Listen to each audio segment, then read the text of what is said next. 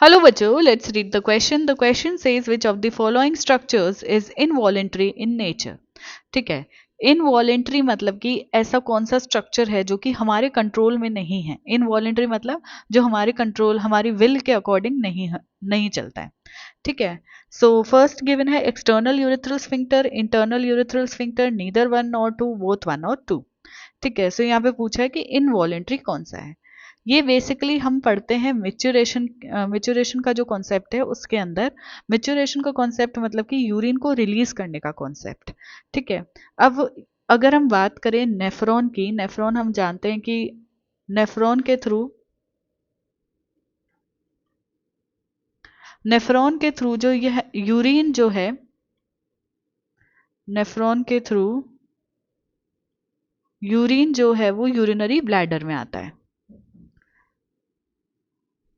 Urinary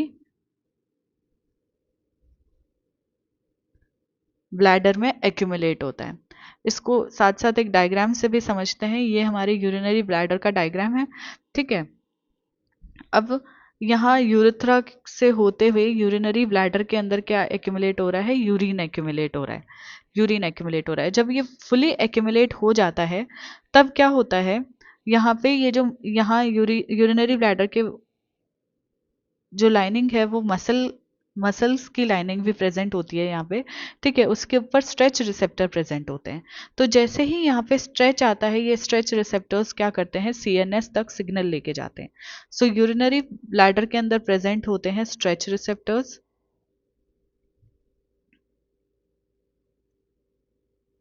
stretch receptors. ठीक है. ये सिग्नल लेके जाते हैं to CNS, central nervous system के पास सिग्नल लेके जाते हैं. सेंट्रल नर्वस सिस्टम जो है दो तरीके से मोटर मैसेज भेजता है.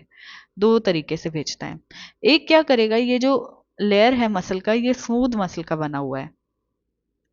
स्मूथ मसल का बना हुआ है. ठीक है. इसको सिग्नल देता है कि कॉन्ट्रैक्शन कराओ. ठीक है. सो स्मूथ मसल को सिग्नल जाएगा एक तो.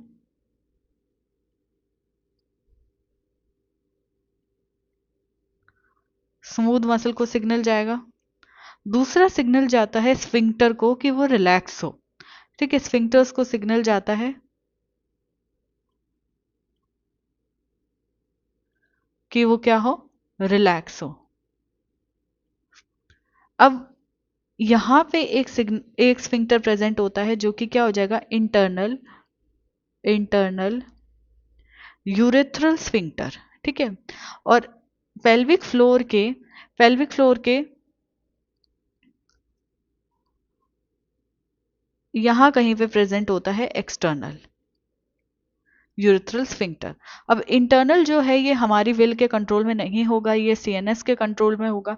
ठीक है. और एक्सटर्नल जो होता है ये वॉलेंटरी होता है, मतलब कि ये हमारी कंट्रोल में हो सकता है. ठीक है. So this is voluntary.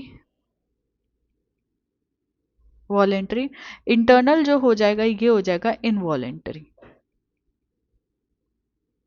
तो हमारा जो इनवॉलेंटरी स्ट्रक्चर है वो क्या हो जाएगा, इंटरनल यूरेथ्रल स्फिंक्टर.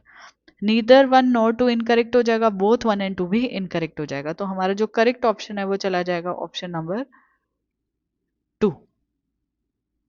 इसके रिगार्डिंग इन्फॉर्मेशन आपको न्यू एनसीईआरटी में पेज नंबर 212 एंड 213 पे मिलेगा. आई होप कि आपका क्वेश्चन अच्छे से समझ आ गया है.